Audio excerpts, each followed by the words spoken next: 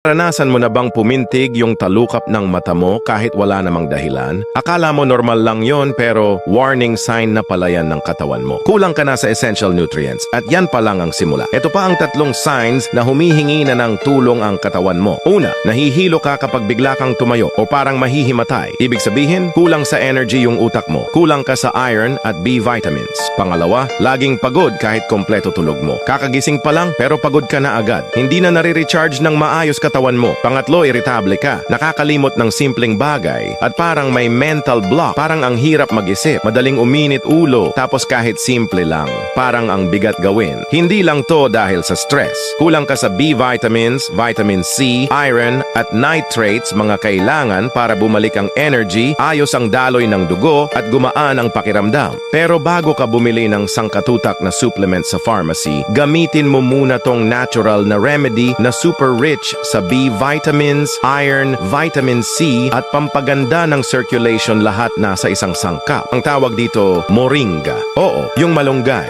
Sa loob lang ng ilang araw, ramdam mo na agad ang malaking pagbabago. Kung gusto mong itry yung exact moringa na ginagamit ng iba, andyan lang sa Yellow Basket.